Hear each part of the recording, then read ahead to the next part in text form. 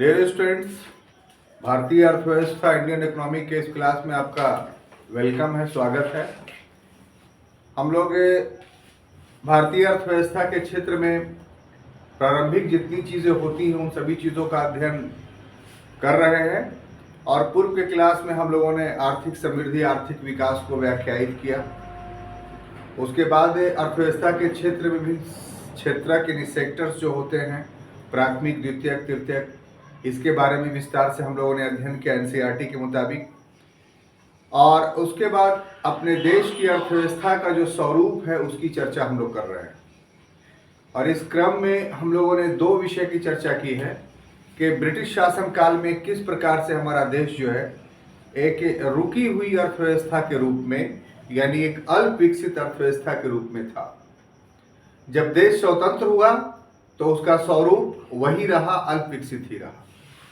और वर्तमान समय में इसमें एक गति आई है, एक मोबिलिटी आई है इसकी अर्थव्यवस्था में, और उसके परिणाम स्वरूप इसके स्वरूप में परिवर्तन हो रहा है।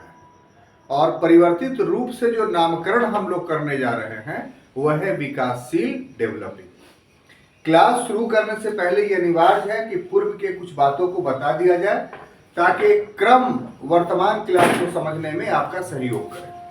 हम लोग जिस चीज को पढ़ रहे हैं वो है कि किसी भी देश के अर्थव्यवस्था का स्वरूप का जो निर्धारण होता है, जो उसका नेचर का निर्धारण होता है किसी भी अर्थव्यवस्था का, वो पर कैपिटा इनकम के आधार पर होता है। और भी बहुत सारे आधार हैं, लेकिन सामान्यतः जिस आधार को सर्वस्वीकृत माना जाता है और आसानी से समझने योग्य माना जाता है वो आधार है प्रति व्यक्ति आय और पर कैपिटा इनकम।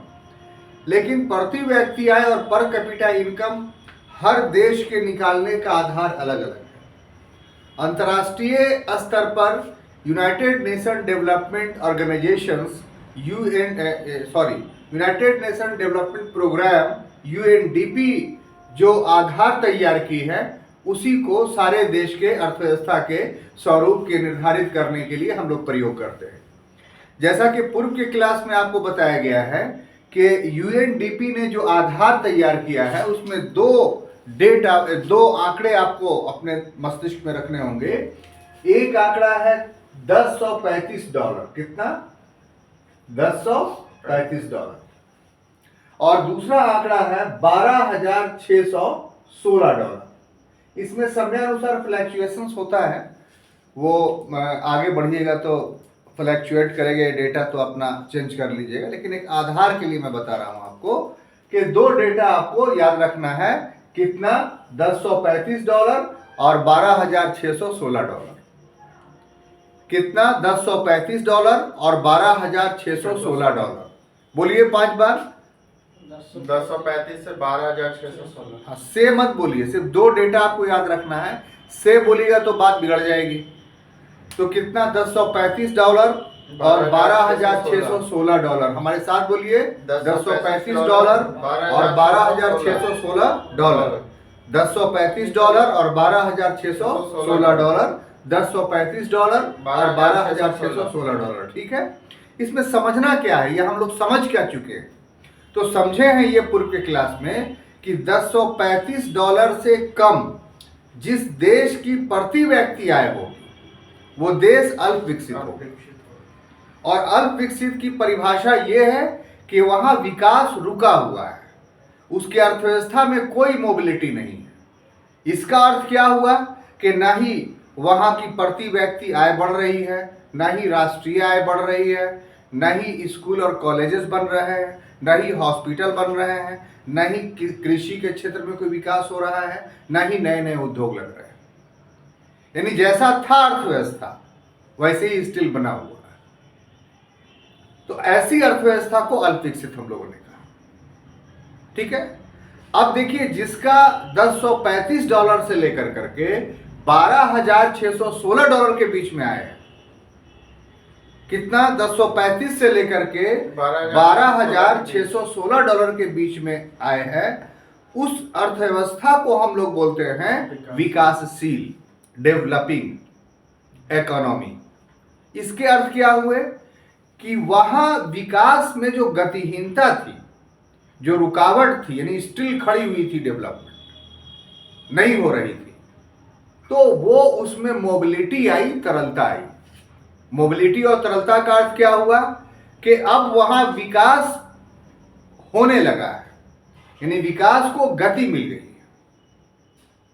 पूरा विकास अभी नहीं हुआ है, अर्थात विकास को गति मिल गई है क्या, कि अब वहां राष्ट्रीय आय में वृद्धि हो रही है, अब वहां प्रति व्यक्ति आय में वृद्धि हो रही है, अब वहां यातायात के साधनों का विकास हो रहा है, अब वहां स्कूल कॉलेज की वृद्धि हो रही है, नए नए उद्योग लग रहे हैं।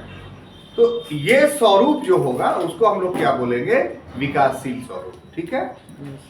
अब अगर जिसकी आय यूएनडीपी के मुताबिक 12,000 से 616 से ऊपर हो तो वो विकसित अर्थव्यवस्था कहलाता है।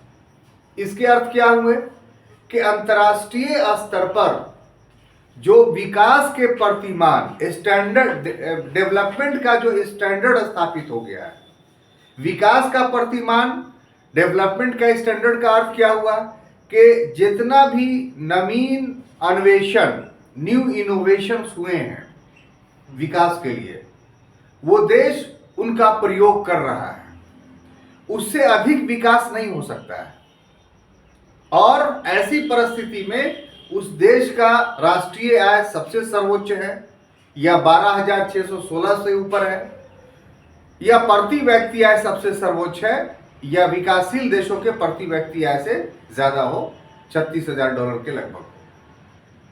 तो ऐसे देशों को विकसित देश बोलते हैं, डेवलप्ड कंट्री बोलते हैं। तो जितने भी अधिकांश यूरोप के देश हैं, संयुक्त राज्य अमेरिका है, ये सभी के सभी कैसे देश हैं, विकसित देश हैं। क्लियर। अब इस परिभाषा को समझने के बाद हम लोगों को अपने देश पर आना है कि हमारे देश की अर्थव्यवस्था का स्वरूप क्या है, क्या विकसित है, क्या विकासशील है, या क्या अल्प विकसित है। तो इन तीन शब्दों में एक शब्द को तो पहले हटा दीजिए कि विकसित है नहीं, क्योंकि अंतर्राष्ट्रीय प्रतिमान के आधार पर जो विकास के लकीर खींची गई है विकसित होने के लिए, उससे कोसों दूर है। अब बात आती है हम लोग के पास कि क्या यह अल्प विकसित है या विकासशील है। तो इसी पर बहस हो रही है हम लोगों की। तो पूर्व के क्लास में, इसके पहले वाले वीडियो आप देखे होंगे कि भारतीय अर्थव्यवस्था का अल्प विकसित स्वरूप, तो वो गलत हम लोग नहीं पढ़े। क्यों गलत नहीं पढ़े कि जिस समय देश स्वतंत्र हुआ था, जिस समय देश स्वतंत्र हुआ था, उस समय हमारे देश की अर्थव्यवस्था अल्प विकसित थी। जो अल्प विकसित के जितने विशेषताएं थी सबके सब उसमें पाई जा रही थी। और ये क्यों कि भारत 200 वर्षों से परतंत्रता की बेड़ी में जकड़ा हुआ था और विकास पूरी तरीके से रुका हुआ था। अर्थव्यवस्था में कोई गति नहीं थी, बल्कि गतिहीनता की स्थिति थी। तो देश को सिर्फ राजनीतिक स्वतंत्रता दे देने से जो गतिहीनता थी वो फौरन एक तारीख बदल देने से नहीं बदल सकता है। अर्थव्यवस्था का स्वरूप वही रहा। लेकिन उसके बाद स्वतंत्र भारत की सरकार के द्वारा प्रयत्न किए गए, कोशिश की गई, साधन कम थे, इसके बावजूद भी परिणाम क्या हुआ कि जो रुकी हुई अर्थव्यवस्था थी, जो गतिहीन अर्थव्यवस्था थी, उसमें गति आई। आप बात समझ रहे हैं कि नहीं? बिल्कुल सिंपल में समझा रहे हैं आपको। अब जब गति आई तो वो हमारा देश क्या हो गया, अल्प विकसित से विकासशील की ओर बढ़ने लगा, यानी अंडर डेवलप्ड से डेवलपिंग की ओर बढ़ने लगा। अब आज के क्लास में हम लोगों को यह देखना है कि कितना डेवलपिंग की ओर बढ़ा है। कितना डेवलपिंग का अर्थ क्या हुआ कि यूएनडीपी का जो ये आधार है 1035 से प्रारंभ होकर के $12,616, तो ये इसके बीच में कहां पर आया है, उससे हम लोगों को पता चल जाएगा कि हमारा देश विकासशील अर्थव्यवस्था के किस मापदंड को पूरा करता है। और इस प्रश्न का भी उत्तर मिल जाएगा हम लोगों को कि और विकसित करने में इसे कितने काम करने पड़ेंगे या किन किन क्षेत्रकों को मजबूत करना पड़ेगा या कौन कौन सी नीति अपनानी पड़ेगी। तो छात्रों, बहुत ही इंपॉर्टेंट क्लास, अगर इसको छोड़ करके आप भारतीय अर्थव्यवस्था को पढ़ते हैं तो फिर आगे वाली कोई बात समझ में नहीं आएगी। इसलिए हमारा आपसे निवेदन ये है कि जो भी आपके पास पूर्व में 4-5 क्लास हुए हैं उसको वीडियो देख देख के बार बार अच्छे से कंठस्थ कर लीजिए, ताकि इंडियन इकोनॉमिक पर जो आपका एक कंसेप्ट हो वो काफ़ी मजबूत हो। फिर से एक बात कहना चाहते हैं कि अर्थव्यवस्था या अर्थशास्त्र जो भी कह लीजिए, ये एक डेटा का खेल है। जब तक डेटा आपको याद नहीं होता है तब तक जो है वो आपको इकोनॉमिक्स पढ़ने में मज़ा नहीं आएगा। तो एक रूखे सब्जेक्ट को एक चटकदार सब्जेक्ट बनाने के लिए ये अनिवार्य है कि हम माने कि ये जो टॉपिक्स है भारतीय अर्थव्यवस्था वह हमारे जीवन से अभिन्न रूप से जुड़ा हुआ है। यदि अर्थशास्त्र के सिद्धांतों को, अर्थशास्त्र की गतिविधियों को हम नहीं समझते हैं तो फिर हमारा जीवन खुशहाल नहीं हो सकता है। तो अपने जीवन को विकसित बनाने के लिए, खुशहाल बनाने के लिए, उन्नत बनाने के लिए ये अनिवार्य है कि हर व्यक्ति को इकोनॉमिक्स की जानकारी होनी चाहिए ताकि वो उसी अनुरूप अपना डेवलपमेंट कर सके। क्लियर? तो अब हम देखते ये हैं कि हमारा जो टॉपिक है आज जो एक्सप्लेन करना है वो ये कि अगर आर्थिक विकास को नापना है तो उसका बेस क्या है। किसी भी देश के इकोनॉमिक डेवलपमेंट को नापना है। इकोनॉमिक डेवलपमेंट को नापने का मतलब क्या कि क्या वो अल्प विकसित है, क्या विकासशील है या क्या विकसित है, यानी अंडर डेवलप्ड है, डेवलपिंग है या डेवलप्ड है। All of them are terminology, शब्दावली है ये। आप शब्दावलियों पर खास तौर से ग्रिप कीजिए, उसको समझने की कोशिश कीजिए। तो नापने का आधार तो हम लोगों तो नाप लिया अपने अर्थव्यवस्था को कि विकसित है नहीं है। अब विवाद किस चीज में है, अल्प विकसित है कि विकासशील है। तो हम लोगों ने यह भी तय कर लिया कि जिस समय देश स्वतंत्र हुआ था उस समय निश्चित रूप से अल्प विकसित था बुर्ज के क्लास में। लेकिन आजादी के 75 साल गुजर जाने के बाद अब ये अल्प विकसित कहना इसके लिए अच्छा नहीं होगा, बल्कि इसके लिए विकासशील शब्द कहना अच्छा होगा। लेकिन कितना विकासशील, तो ये कितना जो शब्द है कि हाउ मच, उसका जवाब आज के क्लास में हम लोग लेने जा रहे हैं। तो हाउ मच, कितना विकासशील को अगर नापना है या समझना है तो उसके लिए दो आधार है। कितने? दो। ठीक है। और दो आधार कौन कौन है छात्रों? तो एक है मात्रात्मक आधार यानी क्वांटिटेटिव बेस्ड, और दूसरा है ढांचागत स्ट्रक्चरल बेस। क्वांटिटिव में 2 पॉइंट है और ढांचागत में 5 बिंदु हैं। बात समझ में आ रही है?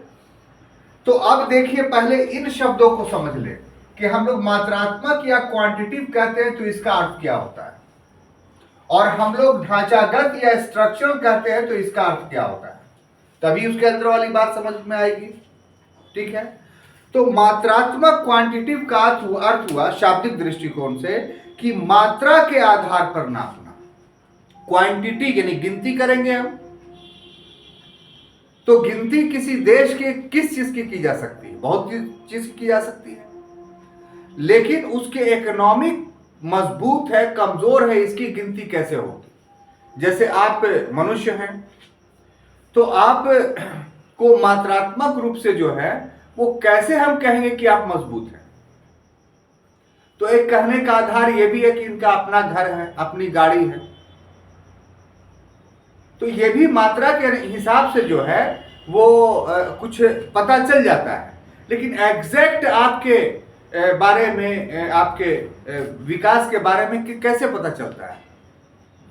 तो वो आधार यह है कि आपके पास 10 करोड़ रुपया है, इनके पास 10 लाख रुपया है। तो इसका अर्थ यह हुआ कि आपकी आय के आधार पर आपकी समृद्धि को नापा जा रहा है, आपकी प्रॉस्पेरिटी को नापा जा रहा है ना? बहुत सारे ऐसे लोग हैं कि 3-3, 4-4 मकान उनके पास है। दो दो तीन तीन गाड़ियां हैं, लेकिन उनके पास कोई पैसा नहीं है। ऐसे कौन लोग हैं? तो बड़े बड़े जमींदार जो अपने जमाने में हुआ करते थे, तो पुरानी प्रॉपर्टी उनकी बची हुई है, अब वो उनकी कोई काम करने का शौक नहीं है, तो इसलिए उनके पास कोई पैसा नहीं, तो वो प्रोस्पेरस नहीं है, इकोनॉमिकली स्ट्रांग नहीं है। तो आज के देश में आर्थिक रूप से सुदृढ़ या मजबूत होने का आधार है कि हार्ड कैश कितना है, यानी आपकी आय कितनी है, आपके पास पैसा कितना है। तो पैसे के आधार पर यदि विकास का निर्धारण किया जाता है तो इसको मात्रात्मक आधार बोलते हैं, क्वांटिटी बेस्ड बोलते हैं। क्लियर? अब ढांचागत स्ट्रक्चर बेस क्या है? तो उसमें देखा जाता है कि आप कितने चीजों का आधुनिक रूप से उपभोग कर रहे हैं, प्राचीन रूप से नहीं, मॉडर्नाइज रूप से इस्तेमाल कर रहे हैं। जैसे मॉडर्न यातायात के जो साधन है उसका प्रयोग कर रहे हैं आप, जैसे मॉडर्न शक्ति का जो संसाधन है बिजली, उसका इस्तेमाल कर रहे हैं, शिक्षा का जो आधुनिक साधन है उसका आप इस्तेमाल कर रहे हैं। तो कहने का अर्थ यह है कि सामाजिक क्षेत्र में आर्थिक रूप से आप कितने स्ट्रांग हैं, कितने मजबूत हैं, अर्थात आपके पास सिंचाई के साधन कितने हैं, आपके पास यातायात के साधन कितने हैं, आपके साथ उद्योग कितना है, आपके पास जो है वो शिक्षा का स्तर कितना है। तो ये सारी चीजों को जब नापते हैं हम इसके आधार पर, तो ये ढांचागत आधार या स्ट्रक्चरल बेस्ड कहलाता है। Any confusion? तो फिर से दिमाग में बैठा लीजिए कि अपने देश या किसी भी देश के अर्थव्यवस्था के स्वरूप के निर्धारण के लिए दो आधार है। एक आधार को हम लोग बोलते हैं मात्रात्मक यानी क्वांटिटेटिव बेस्ड, और दूसरे को बोलते हैं ढांचागत यानी स्ट्रक्चरल बेस्ड। Any confusion? कोशिश कीजिए कि सब कुछ याद होता हुआ चले। अगर इकोनॉमिक्स में डेटा है, हम मानते हैं थोड़ा कठिनाई होगी, लेकिन यह कि हमारे विकास से जुड़ा हुआ है, ये हम नहीं समझेंगे तो डेवलप नहीं कर पाएंगे। अगर सिर्फ इस बात को दिमाग में बैठा लीजिए तो फिर इकोनॉमिक्स की सारे डेटा आपको याद हो जाएंगे। कोई कंफ्यूजन? अब देखिए छात्रों, जैसा कि हमने कहा अभी कि मात्रात्मक में कितना पैसा है ये नापा जाता है। तो किसी भी देश के पास कितना पैसा है ये जो नापा जाता है, उसके लिए एक शब्द है निबल राष्ट्रीय उत्पाद, नेट नेशनल प्रोडक्ट यानी एनएनपी।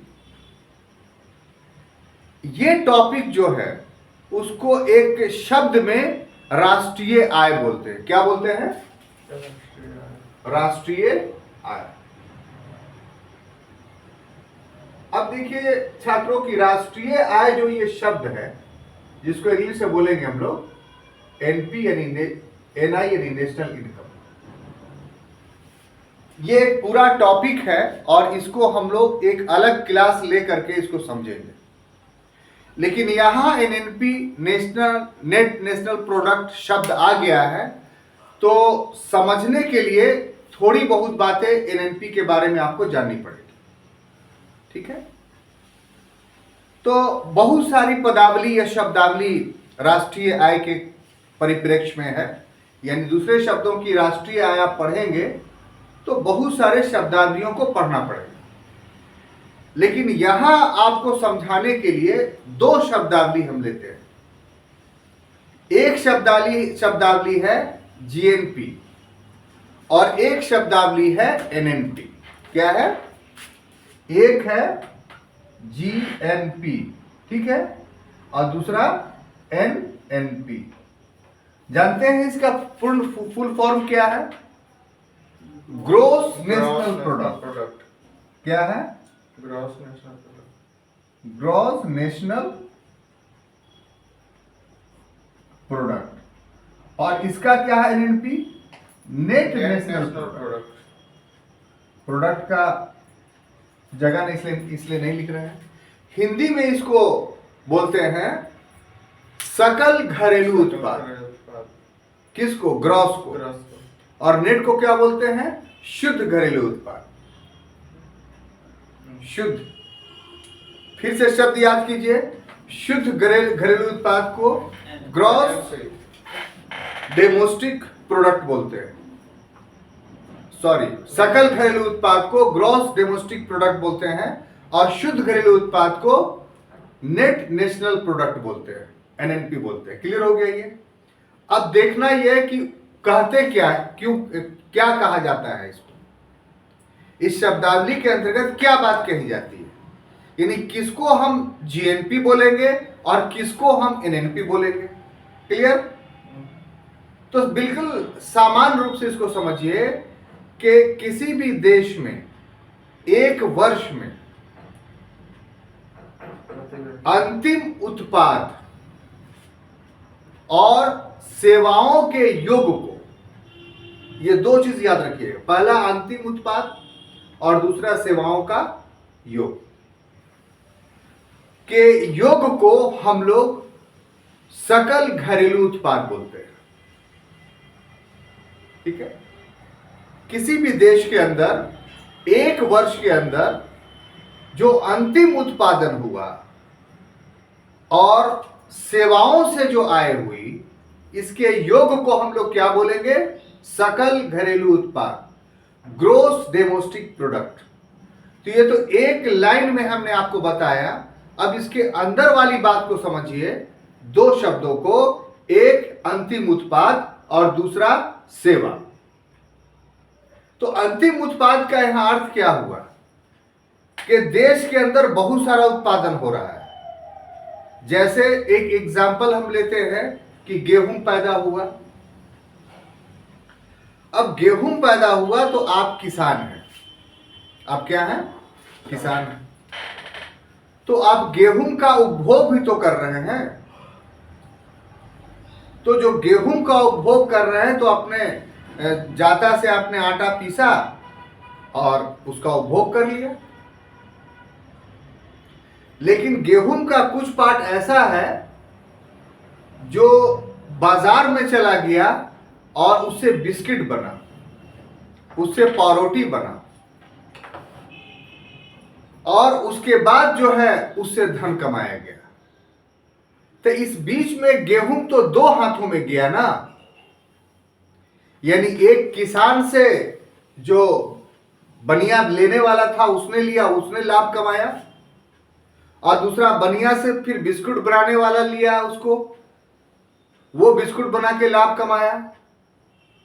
तो यहां पर यदि दोनों के आय को हम जोड़ लेंगे, दोनों के आय का क्या हुआ कि जो किसान का आय हुआ, जो बिस्कुट बनाने वाले का आय हुआ, तो दोनों का आय को जोड़ लेंगे तो आय तो बढ़ जाएगा ना, वस्तु तो एक ही है। तो उस वस्तु से इस देश को कितना लाभ हुआ, तो उसका निर्धारण उसके अंतिम लाभ से करते हैं। तो इसी को बोलते हैं अंतिम उत्पाद। बात समझ में आ गई? कोई कंफ्यूजन नहीं? अब इसके बाद सर्विस में बहुत सारा है, जैसे रेल है, रोडवेज है, वकील है, टीचर है, इंजीनियर है, ये सब सर्विस दे रहे हैं। तो इस सर्विस देने से भी तो उत्पादन हो रहा है, पैसे का लेन देन हो रहा है। तो इससे भी किसी न किसी की आय हो रही है। जैसे उदाहरण के लिए रोड भारत सरकार ने बनाया, नेशनल हाईवे, तो उस पर टोल टैक्स बांध दिया, तो उससे तो उसकी आय हो रही है ना। बिजली सप्लाई कर रही है गवर्नमेंट ऑफ बिहार, तो उससे उसको आय हो रही है, तो सर्विस दे रही है ये। कोई स्कूल खोले हुए है तो उससे उसकी आय हो रही है। तो स्कूल खोलना क्या है? एक सेवा देना हुआ। कोई एमबीबीएस डॉक्टर है, वो आपका इलाज कर रहा है, तो आप फ्री में थोड़ी कर रहा है, वो भी सर्विस दे रहा है, जिसके बदले में भुगतान हो रहा है, उसको आय हो रही है।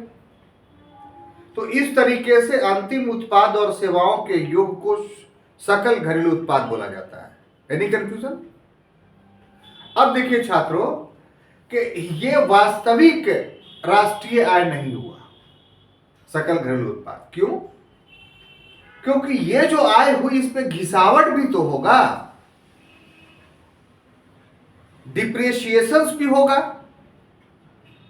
घिसावट या डिप्रिसिएशंस का अर्थ क्या हुआ कि जितनी आय हुई उसमें कुछ कमी होगी। अब इस कमी को समझने की जरूरत है। जैसे उदाहरण के लिए आप एक इंडस्ट्रियलिस्ट है, एक उद्योगपति है, तो आपकी आय हुई मान लिया जाए 100 रुपया, लेकिन जिस मशीन से आपकी आय हुई वो मशीन टूट गया, या तो उस टूटे हुए मशीन की आपको मरम्मत करनी है या फिर उसके स्थान पर नया मशीन प्रतिस्थापित करना है। तो दोनों स्थिति में आप पैसा कहां से लाएंगे? तो जो आपकी आय हुई है उसी आय में से नया मशीन खरीदेंगे या फिर टूटी मशीन की मरम्मत करेंगे। तो इसका मतलब यह होगा कि उस आय में घिसावट हुआ ना, कमी आई ना। कितनी सुंदर बात। तो अगर सकल घरेलू उत्पाद में घिसावट को, डिप्रिसिएशंस को माइनस कर देंगे तो वो शुद्ध घरेलू उत्पाद, नेट नेशनल प्रोडक्ट बन जाएगा। अब समझ में आ गई? तो किसी भी देश का जो राष्ट्रीय आय होता है, नेशनल इनकम होता है, वो अब वास्तव में क्या होता है? एनएनपी होता है, नेट नेशनल प्रोडक्ट होता है। Any confusion? अब देखिए, इसीलिए हम लोगों ने क्या लिया है कि निबल राष्ट्रीय उत्पाद में वृद्धि। कैसे कह रहे हैं कि हमारे देश की अर्थव्यवस्था जो है विकासशील बन रही है। तो अगर राष्ट्रीय आय में वृद्धि होगी तब ना। तो उस क्रम में देखते हैं कि 1950-51 में, यानी जिस समय देश आजाद हुआ, हम 85-51 का डेटा क्यों ले रहे हैं? ये भी आप पूछ सकते हैं हमसे। देश तो आजाद 1947 में हुआ, तो आप बोलिए कि सर 50-51 का डेटा क्यों ले रहे हैं? तो यहां पर थोड़ा सा एलोबरेशंस कर देना चाहते हैं कि देश जब आजाद हुआ तो हमने जिस विकास के मॉडल को माना, आप खोलिए, जिस विकास के मॉडल को माना या जिस विकास के मॉडल के आधार पर हमने अपना विकास किया, उसको बोलते हैं आयोजनागत विकास, प्लान डेवलपमेंट। आयोजनागत विकास, प्लान डेवलपमेंट का अर्थ यह हुआ कि हम बेराहरवी में या बेसोचे समझे अपने देश का डेवलपमेंट करना शुरू नहीं किया, बल्कि हमने अपने देश के डेवलपमेंट के लिए, विकास के लिए प्लानिंग किया, योजना बनाया। इस प्लानिंग, इस योजना के लिए बजाते तौर पे एक ऑर्गेनाइजेशन बनाया। 15 अप्रैल 1950 ईस्वी को योजना आयोग का गठन किया गया और उस योजना आयोग ने पंचवर्षीय योजना 5 ईयर प्लान चलाया। यानी देश को 5 वर्षों के अंदर हमें किन किन क्षेत्रों में कितना विकास करना है, एक लक्ष्य केंद्रित करके उस लक्ष्य को प्राप्त करने की कोशिश की गई। तो इसी को हम लोग पंचवर्षीय योजना बोलते हैं। तो प्रथम पंचवर्षीय योजना, कुल 12 पंचवर्षीय योजना चल चुकी हैं अभी तक। तो प्रथम पंचवर्षीय योजना 1951 से लेकर के 55 तक, या 51-52 से 55-56 तक चली। तो असल डेटा इसी प्रथम पंचवर्षीय योजना से हम लोग को उपलब्ध होता है, क्योंकि योजना आयोग ने राष्ट्रीय सैंपल सर्वे ऑर्गेनाइजेशंस के आधार पर डेटा कलेक्ट किया। हमारे देश में जो डेटा कलेक्ट होता है अर्थशास्त्र का, वो NSSO के द्वारा, नेशनल सैंपल सर्वे ऑर्गेनाइजेशन, राष्ट्रीय प्रतिदर्श संगठन के माध्यम से। तो इसीलिए हम लोग डेटा कहां से ले रहे हैं? 50-51 से। 47 में हमारे पास कुछ पता ही नहीं था, कोई डेटा ही नहीं था। असल डेटा कहां आया? तो योजना आयोग के द्वारा प्रकाशित डेटा 1950-51 में। कोई कंफ्यूजन? अब देखिए, इसमें एक चीज और याद रखिए, ये नीचे में हमने लिख दिया है 2004-05 की कीमतों पर। इसको थोड़ा सा समझ लीजिए कि 2004-05 की कीमतों का मतलब क्या हुआ। अब देखिए कि जिस समय देश आजाद हुआ था, उस समय आपको पता है कि जो हमारा 1 रुपया था वो $1 के बराबर था। आज हमारे देश में जो रुपया है वो लगभग $70 के बराबर है। सॉरी, 70 रुपया जो है $1 के बराबर है, उल्टा हमने कह दिया, सॉरी। यानी अगर $1 हमको लेना होगा अंतर्राष्ट्रीय बाजार में तो हमें अपना रुपया कितना देना पड़ेगा? 70 रुपया। आप बताइए कि हमारे रुपये का मूल्य बढ़ा कि घटा इस मामले में? ये घटा हुआ है, बहुत घट गया। तो इससे यह साबित होता है कि रुपये का मूल्य हमारे देश में घटता चला गया। तो अगर राष्ट्रीय आय का मापन करेंगे तो हमें कोई एक वर्ष को मापक वर्ष मानना पड़ेगा कि उस वर्ष में जो रुपये का मूल्य था, उस मूल्य के आधार पर आजादी से लेके अब तक अर्थव्यवस्था के सारे डेटा को नापेंगे, तब हमें सही आंकड़ा प्राप्त होगा। बात समझ में आई? इसको थोड़ा सा ऐसे समझ लीजिए आप कि जैसे अभी आप चावल कैसे लेते हैं, तो 25 रुपया एक एवरेज मान के चलिए, 25 रुपया में 1 किलो। और जिस समय देश आजाद हुआ था उस समय 1 आना में 1 किलो मिलता था, मान लीजिए। तो अब तो आना चलता भी नहीं है। आना का मतलब समझ गए ना? रुपया का जो पहला बुनियादी 1 पैसा है, तो 1 पैसा आपको मिलेगा, 50 पैसा में तो मिलता ही नहीं है। अब डायरेक्ट 100 पैसा वाला एक सिक्का मिलता है आपको। 100 पैसा इज इक्वल टू 1 रुपया। तो उस वक्त 1 पैसा में 1 किलो मिल रहा था, अब 25 रुपया में 1 किलो मिल रहा है। तो सोचिए कि कितना फ्लैक्चुएशन हुआ प्राइस में या प्राइस हाइक में। तो ऐसी परिस्थिति में हम लोग के लिए अनिवार्य है कि कोई एक तिथि निर्धारित करें कि इस तिथि पर जो मूल्य था रुपये का, उसी मूल्य के आधार पर हम आजादी के समय भी मूल्य को नापेंगे और आज के मूल्य को भी नापेंगे। तब हमें विकास समझ में आएगा, डेवलपमेंट समझ में आएगा। क्लियर? तो इस आधार पर अर्थव्यवस्था को नापने के लिए वर्तमान समय में 2004-05 की कीमतों पर हम अर्थव्यवस्था को नापते हैं। तो ये आमतौर पे ऑब्जेक्टिवली क्वेश्चन हर इम्तिहान में ना आएगा आपको कि राष्ट्रीय आय को मापने का आधार वर्ष क्या है? Base year. ये 2004-05 क्या है? बेस ईयर है। हिंदी में क्या बोलते हैं इसको? आधार वर्ष। तो टर्मोलॉजी जो आधार वर्ष है, बेस ईयर है, ये दिमाग में बैठा ही है। तो हमारे देश में अर्थव्यवस्था को नापने का आधार वर्ष क्या है? बेस ईयर क्या है? 2004-05 क्या है? Base year. किसका बेस ईयर है? आधार वर्ष। भारतीय अर्थव्यवस्था को नापने का। दिमाग में गई? कोई बात नहीं। तो अब आइए कि ऐसी परिस्थिति में 1950-51 में हम पाते हैं कि मेरे देश में जो आमदनी हुई 1 वर्ष में, वो 1 वर्ष का नहीं बल्कि ये क्या कहिए 5 वर्ष में। 1 वर्ष कहना गलत होगा क्योंकि 5 वर्षीय योजना हुई थी, तो हिसाब 5 वर्ष बाद होगा। तो वो हुआ था कि 2,55,405 करोड़ रुपया। क्या था? एनएनपी था हमारा, नेट नेशनल प्रोडक्ट। तो 50-51 में हमारे देश ने कितना पैसा कमाया? 2,55,405 करोड़ रुपया।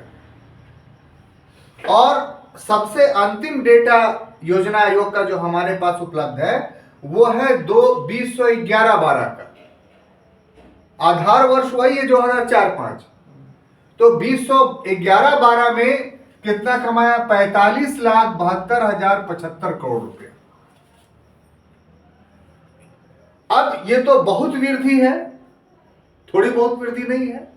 तो इसको अगर वार्षिक में हम लोग नापें तो वार्षिक में 4.5% प्रति वर्ष की दर से हमारे यहां जो एनएनपी में वृद्धि हुई। तो अब अगर वैश्विक स्तर पर आप देखिए तो ये प्रतिशत 4.5% वार्षिक, ये बहुत बड़ी नहीं है। लेकिन जो एक रुकी हुई अर्थव्यवस्था थी, जो एक गतिहीन अर्थव्यवस्था थी, वैसी अर्थव्यवस्था के लिए यह डेटा बहुत बड़ा है, क्योंकि इससे प्रमाणित हो गया कि अब हमारी अर्थव्यवस्था 4.5% की दर से गति में है, जो पहले 0 पर थी।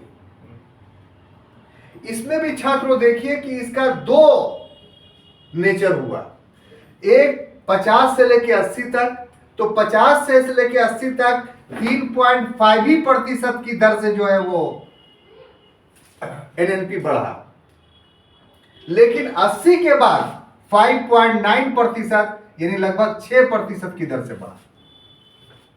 इसका जवाब क्या है? इसका जवाब यह है कि शुरुआती दौर में हमारे देश में जो है वो अर्थव्यवस्था पूर्ण रूप से गतिहीन थी, साधनहीनता थी, साधनों की कमी थी, और इतने वर्षों में हम लोगों ने साधन उत्पन्न किए, और जब साधन उत्पन्न हो गया, पूंजी हम लोग के पास आ गई, तो 80 के बाद हमारी अर्थव्यवस्था ज्यादा तीव्र गति से गति कर रही है। क्लियर? तो इस प्रकार से जो छात्रों एनएनपी के आधार पर यह बात साबित हुई कि हमारा देश जो है वो अल्प विकसित अब नहीं रहा, बल्कि विकासशील है। क्लियर? अब देखिए, इसके बाद दूसरा जो हम हेडिंग बनाए हैं वो है प्रति व्यक्ति आय में वृद्धि, पर कैपिटा इनकम। यहां पर एक बात कहना चाहते हैं कि किसी भी देश के समावेशी विकास पर अगर आपको पता करना है, रियल विकास, तो आपको एनएनपी से पता नहीं चलेगा। क्यों नहीं पता चलेगा? एक उदाहरण देंगे, आप समझ जाइएगा। आपका घर है, आपके घर में 100 रुपया आए हैं एक साल में, मान लीजिए, और 10 मेंबर हैं, तो ये 100 रुपया का यूज जो है के आधार पे आपके घर का विकास निर्धारित होगा। यदि 100 रुपया पूरा का पूरा आपके घर का एक ही सदस्य खर्च कर देता है अपने ऊपर, तो आय तो 100 रुपया हुई, लेकिन विकास बराबर हुआ, या सभी की आय 100 रुपया हुई, तो इससे असंतुलित विकास आपके घर का होगा। यानी एक व्यक्ति का विकास हो जाएगा और 9 लोग अल्प विकसित ही रहेंगे, तो उससे आपका घर पूर्ण विकसित नहीं कहलाएगा। आपका घर पूर्ण विकसित कब कहलाएगा? कि वो जो 100 रुपया आय हुई है, उस आय को 10 लोगों में 10-10 रुपया के हिसाब से इक्वल बांट दिया जाए, तब फिर आपका घर का विकास जो होगा वो संतुलित विकास होगा, बैलेंस डेवलपमेंट होगा। तो असल किसी घर के विकास का निर्धारण जो होता है वो शुद्ध राष्ट्रीय उत्पाद से नहीं होता है, बल्कि प्रति व्यक्ति आय से होती है, पर कैपिटा इनकम से होता है। कि ये जो आय हुआ तो वो प्रति व्यक्ति पहुंचा कि नहीं, हर लोग उससे लाभान्वित हुए कि नहीं। तो असल किसी देश के विकास का निर्धारण नेट नेशनल प्रोडक्ट से नहीं होता है, बल्कि प्रति व्यक्ति आय से होता है, पर कैपिटा इनकम से होता है। तो पर कैपिटा इनकम को हम लोग देखें कि भारत में क्या हुआ, तो 1950-51 में हमारे यहां प्रति व्यक्ति आय 7,114 रुपया थी। ये 7,114 रुपया कितना दिन में? एक साल में, एक महीना में नहीं। यानी वार्षिक प्रति व्यक्ति आय या राष्ट्रीय आय जो भी नापते हैं हम लोग, वो मासिक नहीं नापते हैं, बल्कि वार्षिक नापते हैं। ये हमेशा याद रखिएगा, ये भी सवाल आ जाता है। जो 4 ऑप्शंस देंगे या 5 ऑप्शंस देंगे, उसमें वार्षिक मासिक करके आपको गलत करवा देगा। तो इसलिए इन सभी चीजों को ड्यूरिंग स्टडी जो है आप हमेशा ध्यान में रखिए। तो जिस समय देश आजाद हुआ था, तो पहले डेटा के मुताबिक हमारे यहाँ प्रति व्यक्ति आय 7,114 रुपया थी, और 2011-12 के डेटा में ये बढ़कर कितना हो गई? 38,037 रुपया। किस कीमत पर? तो 2004-5 की कीमत पर। ये डेटा सब पर लागू होगा, जितना हम लोग पढ़ रहे हैं सब पर। तो पर कैपिटा इनकम के आधार पर भी आप कह सकते हैं कि हमारे देश में विकास की गति बढ़ी है। अभी हमारा देश अल्प विकसित नहीं है। कोई कंफ्यूजन? तो आप देखते चलिए डेटा। अब आप ये बताइए कि अब आपको समझ में आ रहा है।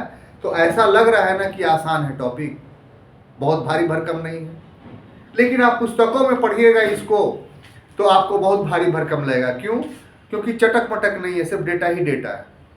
तो इसके लिए बेहतर है कि क्लास में समझिए, और क्लास में जो बोर्ड पर लिखा हुआ है आंख बंद मत रखिए, बल्कि बोर्ड पर रिवाइज करते हुए चलिए, तो अधिकांश डेटा आपको याद हो जाएंगे। तो ये छात्रों हमने मात्रात्मक आधार पर यानी क्वांटिटेटिव बेस पे ये साबित किया कि भारत जो है वो अल्प विकसित देश अब नहीं रहा, बल्कि कैसा देश रहा? विकासशील। Any confusion? अब दूसरा, जैसे कि ढांचागत स्ट्रक्चर पर आ रहे हैं, तो इसमें कुल 5 पॉइंट के आधार पर आपको समझना है। कितना? 5 पॉइंट। मात्रात्मक में 2 ही था, यानी एनएनपी और NI, national per capita income. NNP और पर कैपिटा। ठीक है। यहां जो है ढांचागत स्ट्रक्चर में कुल 5 बिंदुओं के आधार पर हम समझेंगे कि हमारा देश विकासशील है। क्लियर? पहला है जीडीपी का उद्योगवार विवरण, माने जो ग्रोस डोमेस्टिक प्रोडक्ट है, तो उद्योगवार के जगह पर क्षेत्रक वितरण कह लीजिए तो ज्यादा अच्छा है, सेक्टर वाइज। तो हम लोगों ने अर्थव्यवस्था को 3 सेक्टरों में बांटा, प्राथमिक, द्वितीयक और तृतीयक। प्राथमिक क्षेत्र में कृषि, उससे संबंधित चीजें थी, द्वितीयक में उद्योग और उससे संबंधित थी, और तृतीयक में सेवा था। तो इसी क्षेत्रकों के आधार पर यदि जीडीपी का योगदान देखें कि कितना है, तो वो हम लोग को समझ में आएगा। तो इसको समझाने से पहले यह समझ लिया जाए कि जो विकसित देश हैं, विकसित देश में इन तीनों क्षेत्रकों का योगदान का क्या प्रतिशत है। तो विकसित देशों में जो प्राथमिक क्षेत्र होता है, यानी कृषि और उससे संबद्ध, उसका अर्थव्यवस्था में योगदान 2 से लेकर 10% तक होता है, यानी बहुत कम होता है। और जो उद्योग और सेवा क्षेत्र होता है, उसका योगदान बहुत अधिक होता है। अगर उद्योग और सेवा क्षेत्र भी तुलना किया जाए तो सेवा क्षेत्र का योगदान बहुत ज्यादा होगा। किसी किसी देश में सर्विस सेक्टर का योगदान 80% है, यानी वहां के राष्ट्रीय आय में सर्विस सेक्टर ज्यादा योगदान दे रहा है। तो इससे एक बात स्थापित हुई कि जो देश विकसित होता है वहां प्राथमिक क्षेत्र में लोग कम लगे रहते हैं, उससे आय कम होती है। तृतीय क्षेत्र में लोग ज्यादा लगे होते हैं, उससे आय अधिक होती है। अब विकास के इस मॉडल के आधार पर अपने देश का हम अगर अध्ययन करें तो क्या पाते हैं? तो उसमें पाते हैं कि कृषि क्षेत्र में हमारे देश में 50-51 में योगदान जो था वो 53.1% था। यानी जीडीपी में, ग्रोस डोमेस्टिक प्रोडक्ट में जितना आय हो रहा था उसमें कृषि कितना कंट्रीब्यूट कर रही थी? 53.1%, यानी पूरी तरीके से अल्प विकसित थी। चूंकि ये प्रतिमान है ना, एक स्टैंडर्ड है। अगर कृषि का योगदान जीडीपी में ज्यादा होगा इसका मतलब वो अल्प विकसित है, और कृषि का योगदान जीडीपी में कम होगा इसका मतलब वो या तो विकासशील है या एकदम 1, 2, 3, 4, 5 पर आ गया तो विकसित हो गया वो। तो ऐसी परिस्थिति में 50-51 में क्या था? एक अल्प विकसित देश था। लेकिन एक 2011-12 में इसका योगदान घट करके कितना हो गया? 14। इसका ये क्या प्रमाणित कर रहा है? विकासशील कि 5, 2, 3, 10 नहीं हुआ है, लेकिन 14 हो गया। इसका मतलब कि विकासशील हो गया। अगर और कुछ प्रयास किया जाए, धक्का लगाया जाए, तो विकसित के अंदर दरवाजे पे घुस सकता है। ये डेटा ही ना कर रहा है। उद्योग में 50-51 में 16% योगदान था, लेकिन 11-12 में बढ़ के कितना हो गया? 27%। तो विकासशील बनने के लिए शर्त है कि उद्योग का सेक्टर ज्यादा बढ़ेगा कृषि से, तो बढ़ना शुरू हुआ। अब सेवा क्षेत्र कम था, 30% था, वो बढ़कर के हो गया 59 या 60%। तो ये सारा डेटा ये हम लोग को बता रहा है कि अभी हम लोग विकासशील हैं, विकसित नहीं हुए। क्योंकि यदि विकसित होते तो क्या होता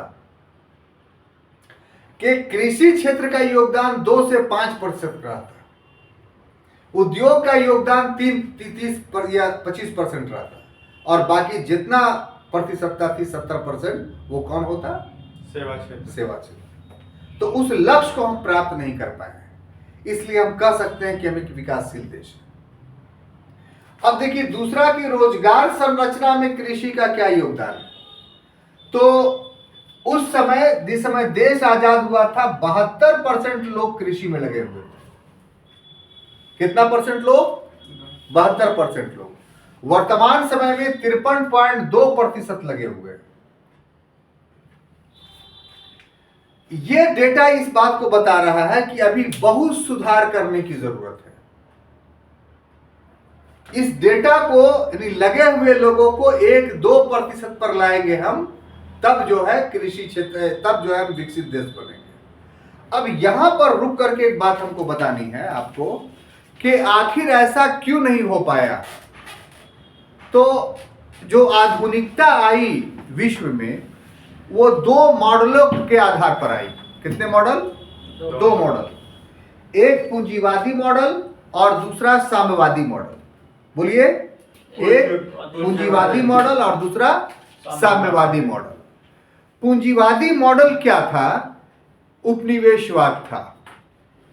जैसे ब्रिटेन ने हमको गुलाम बनाया, तो गुलाम बना के भारत से धन का दोहन किया, एक्सप्लॉयटेशन ऑफ वेल्थ किया और अपने देश का विकास किया।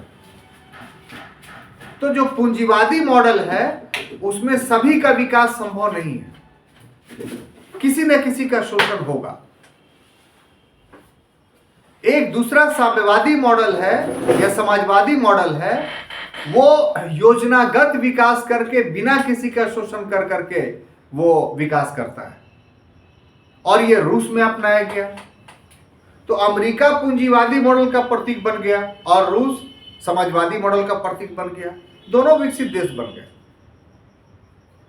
हमने पूंजीवादी मॉडल नहीं अपनाया, हमने विकास का समाजवादी मॉडल अपनाया, ये यानी योजनागत मॉडल अपनाया। लेकिन हम विकास एक विकसित देश नहीं बन पाए रूस की तरह।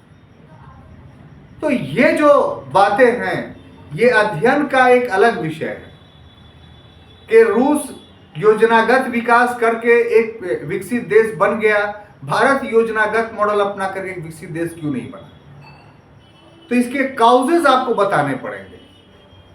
तो किसी क्लास में, अगले क्लास में हम लोग उस विषय पर आएंगे, और यूपीएससी के बीपीएससी के तैयारी के लिए इन सभी सेक्शनों पर ध्यान देना, यह तैयारी करना ज्यादा अनिवार्य है, क्योंकि इसमें आपकी क्रिएटिविटी, निर्माणशीलता उभर करके सामने आती है कि आप कितना सोचते हैं, कितना अपने बल पर जो है नए नए चीजों को गढ़ सकते हैं, निर्माण कर सकते हैं पढ़ाई के क्षेत्र में। तो कभी मौका मिलेगा तो उसको हम लोग देखेंगे, अभी ये तो नहीं जाने। अब ये तीसरा है कि आधारभूत उद्योगों का विकास, infra development of infrastructure industries. तो सबसे पहले ये बता दें कि उद्योग कहते किसको है। तो कोई भी निर्माण कार्य आप कीजिए वो सभी उद्योग कहलाएगा। लेकिन यह शब्द लगा हुआ आधारभूत उद्योग, इंफ्रास्ट्रक्चर इंडस्ट्रीज, इसका क्या मतलब हुआ? इसका मतलब हुआ ऐसा उद्योग जिससे उद्योग लगाया जाए, ऐसा उद्योग जिससे उद्योग लगाया जाए। जैसे हमको जो है वो तेल पेरने वाला जो है उद्योग लगाना है, तो उसके लिए मशीन चाहिए ना, लोहा चाहिए। तो इसका मतलब यह हुआ कि लोहा आयरन जो है वो आधारभूत उद्योग हो गया, और तेल पेराई उससे उत्पन्न उद्योग हो गया। जरूरी है कि सामानों को ढोया जाए, तो सड़कें आधारभूत उद्योग हो गई। जरूरी है कि साहब लोग शिक्षित हों ताकि काम कर सकें। तो शिक्षा भी एक उद्योग हो गया, लेकिन कैसा उद्योग? आधारभूत उद्योग। और रोशनी रहे ताकि काम हो सके, तो बिजली आधारभूत उद्योग हो गया। परिवहन आधारभूत उद्योग हो गया। तो ऐसी परिस्थिति में देखते हैं कि हमारे देश में गुलामी के कारण, परतंत्रता के कारण आधारभूत उद्योग पर अंग्रेजों ने ध्यान नहीं दिया। बहुत थोड़े बहुत आधारभूत उद्योग लगे, और जो लगे भी वो भारतीय पूंजीपतियों के प्रयास से। जैसे उदाहरण के लिए जमशेद जी नौशेरवान जी टाटा ने जमशेदपुर में जो है वो टिस्को या टिल्को कंपनी लगाई। तो ये अंग्रेज का थोड़ी था, ये भारतीय पूंजीपति थे जमशेद जी नौशेरवान जी टाटा। तो जब देश आजाद हुआ तो उसमें घोर कमी थी बेसिक इंडस्ट्रीज की, इंफ्रास्ट्रक्चर्स की। उसका अंदाजा आप ऐसे लगा सकते हैं कि उद्योग में लगा हुआ कुल जो जनसंख्या हमारा 36 करोड़ में मात्र 1.5 करोड़ था। जिस समय देश आजाद हुआ था उस हमारे देश की जनसंख्या कितनी थी पता है आपको? लगभग 36 करोड़। और 36 करोड़ में से मात्र 1.5 करोड़ ही उद्योग में लगे हुए थे। और इन 1.5 करोड़ में 1/4, यानी 1/4 का मतलब मान लीजिए 35 लाख। तो 35 लाख लोग ही जो है भारी उद्योग में लगे हुए थे। तो जनसंख्या का न्यून भाग भारी उद्योग में लगे रहने का अर्थ ये हुआ ना छात्रों कि वो उद्योग था ही नहीं हमारे देश में। रहता तब ना उसमें लोग को रोजगार मिलता। तो रोजगार के आधार पर पता चलता है कि ये हुआ। अब द्वितीय पंचवर्षीय योजना से भारी उद्योग पर बल दिया जाने लगा। और आपने देखा कि द्वितीय पंचवर्षीय योजना में क्या हुआ साहब? तो 3 स्टील प्लांट लगे।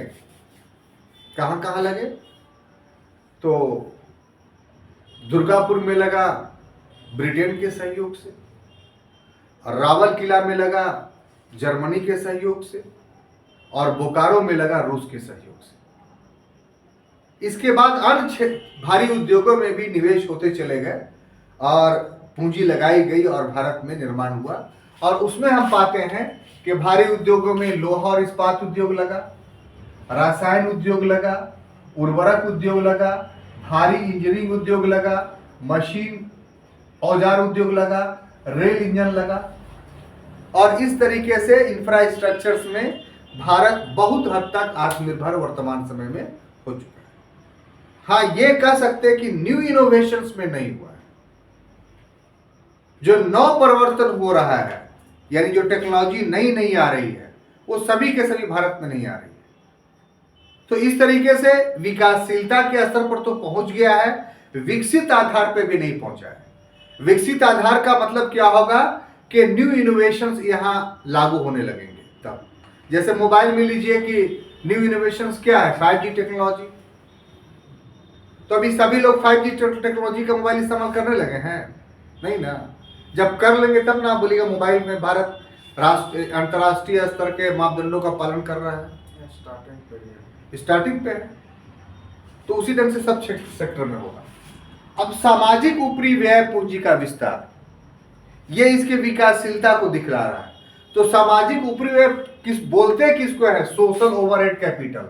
तो रेलवे, सड़क, बिजली, सिंचाई, साक्षरता, ये सभी के सभी के लिए एक शब्द इस्तेमाल किया जाता है, सामाजिक ऊपरी व्यय पूंजी, सोशल ओवरहेड कैपिटल। मतलब कि अगर सिर्फ पर कैपिटा इनकम या एनएनपी के आधार पर आप नापते हैं अपने राष्ट्रीय आय को, तो शुरू का क्लास ये याद कीजिए कि उसको सिर्फ राष्ट्रीय समृद्धि बोलेंगे, नेशनल प्रोस्पेरिटी बोलेंगे, नेशनल डेवलपमेंट नहीं बोलेंगे। नेशनल डेवलपमेंट कब बोलेंगे? कि जब एनएनपी के साथ साथ आप रेलवे, सड़क, बिजली, सिंचाई और साक्षरता का भी विकास को अपनाइए, तब वो वास्तविक विकास कहलाता है, रियल डेवलपमेंट कहलाता है। तो इस क्रम में डेटा देखिए कि अंग्रेज लोग जब छोड़ के गए तो छोड़ने के बाद भारत सरकार ने 9000 किलोमीटर रेल लाइन की वृद्धि की और इस आधार पर लगभग 62,000 किलोमीटर रेल लाइन वर्तमान समय में हुआ। तो जो अंग्रेज रेल छोड़ करके गए वो डिटोरिएट नहीं किया बल्कि और डेवलप किया। यही नहीं, कोयला इंजन जो बोझ था हमारे रेलवे पर, क्योंकि उससे पॉल्यूशन फैल रहा था, उससे कोयला खत्म हो रहा था और उससे गति भी अधिक नहीं थी। तो 71-72 तक आते आते पूर्ण रूप से कोयला को खत्म कर करके अब हमारे पास डीजल और बिजली के इंजन से रेल चलती है। तो ये क्या है? डेवलपमेंट का निशानी है कि सड़क में देखिए कि 1950-51 में हमारे देश में मात्र 2,44,000 किलोमीटर सड़क थी। वर्तमान समय में सड़कों की लंबाई कितनी है? तो 41 लाख किलोमीटर। कहां 2 लाख, कहां 41? तो उत्तरोत्तर वृद्धि आप मान सकते हैं, गुणोत्तर वृद्धि मान सकते हैं। बिजली में जिस समय देश आजाद हुआ था उस समय मात्र 2300 मेगावाट बिजली पैदा हो रहा था। सिर्फ शहरों में बिजलियां थी। आज शहरों में भी, बड़े बड़े शहरों में, सभी शहरों में नहीं, जहानाबाद जैसे शहर में नहीं, लेकिन वर्तमान समय में क्या है? 2,09,276 मेगावाट। तभी तो गांव गांव में बिजली आप देखते हैं। गांव में बिजली आती है ना इंडिया में कि नहीं आती है? आती है, इस पे कोई झूठ बात नहीं है। इसी प्रकार सिंचाई, आजादी के समय मात्र 2.26 करोड़ हेक्टेयर सिंचित था। वर्तमान समय में 10.28 करोड़ जो है वो सिंचित है। साक्षरता में हमारे पास जिस समय देश आजाद हो रहा था तो मात्र 18% लोग साक्षर थे। अभी वर्तमान समय में कितना साक्षर है? तो 74.4%। तो इस प्रकार से ऊपरी व्यय पूंजी के आधार पर भी कह सकते हैं कि भारत एक विकासशील देश है, अब अल्प विकसित नहीं है। बैंकिंग क्षेत्रों में जहां तक बात है छात्रों, तो आप जानते हैं कि आजादी से पहले बैंक जितने थे सब के सब प्राइवेट थे। यहां तक कि रिजर्व बैंक ऑफ इंडिया भी, पता है कि नहीं आपको? तो अब आजाद जब देश हुआ तो बैंकिंग सेक्टर में भी विकास होना शुरू हुआ कि 1949 में सबसे पहले जो है रिजर्व बैंक का राष्ट्रीयकरण किया गया। उसके बाद 1955 ईस्वी में पहले इंपीरियल बैंक था।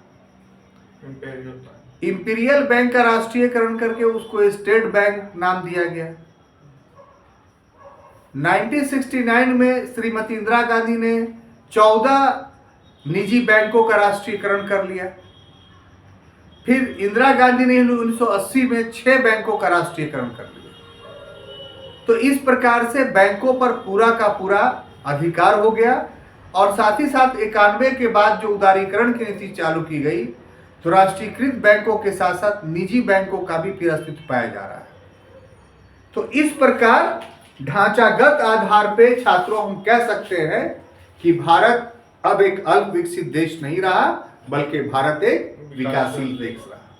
तो इस प्रकार से हम समझते हैं कि कैसे भारत एक डेवलपिंग कंट्री है या कैसे आप प्रमाणित करेंगे कि भारत एक विकासशील देश है, हम आपको समझाने में सफल रहे। अगले क्लास में नए विषयों के साथ फिर मिलेंगे, तब तक के लिए धन्यवाद।